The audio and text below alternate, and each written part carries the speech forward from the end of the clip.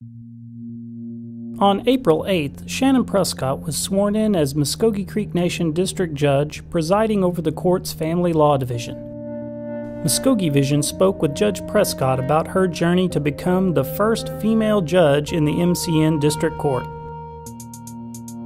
Over the last 20 years, which is the entirety of my legal career, has been assisting the nation in some way. So initially as a tribal prosecutor, and then I left and became a private counsel and took over a program called the Mvskoke Creek Nation Citizen Legal Services and ran that for about 4 years before that was modified by the council. And so that assisted citizens all over the Creek Nation. We assisted more than 10,000 Creek citizens during that time frame. I would say probably a few months ago I had received contact from just different council members saying we're looking to fill a position. Are you interested? And because it was the family law position, it was one that I knew would be coming up shortly, so before December 31st. And so I kind of kept my ear to the ground listening for that to be announced. And then the chief contacted me and said that his people around him had been saying my name and that he'd heard from the Attorney General that I was a good lawyer. And so that's how it started. People realize that women aren't just going to stay home and raise children. We are going to stay home and raise our children, but we're also going to work outside the home. And so I think that change over the years and women's rights have kind of evolved over time.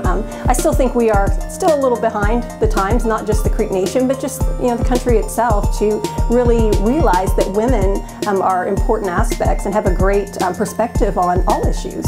The Family Law Division is going to have juvenile deprived, which includes those cases like DHS would have, so the nation's Children and Family Services, any children that get taken into custody. That's one portion of it. That's a pretty large part, but we also have family law, which would be the divorces, guardianships, paternity actions, child support actions. So that's the normal services that a court sees.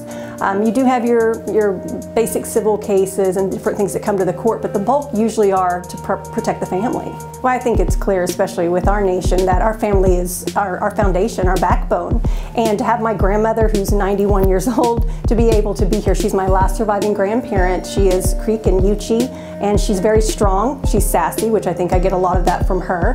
I've named my children after her, and she's just the matriarch of our family. And so it was very important, since she was here and able to be here, that I wanted her to be a part of that. And of course, including my father and my husband, who's the backbone of my family and helps with my children. So being on the opposite sides of the ball, where I've been a prosecutor, I've been defense, I'm currently a judge for the Delaware Nation, I know what's efficient in a court system and what helps make access to justice more accessible to our people. And that's something that I think we could improve on all the time, is make sure that we get our Creek citizens, our Creek children in our court system to have their issues heard.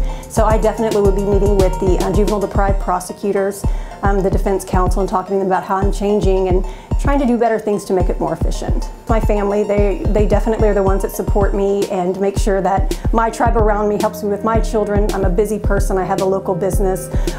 Attorneys that have been mentors to me, Deborah Reard out of McIntosh County, Judge Patrick Moore, who I served under for many, many years here at the Nation. He's been a great influence and supporter of mine for many years. So I would definitely thank those two people for being mentors to me.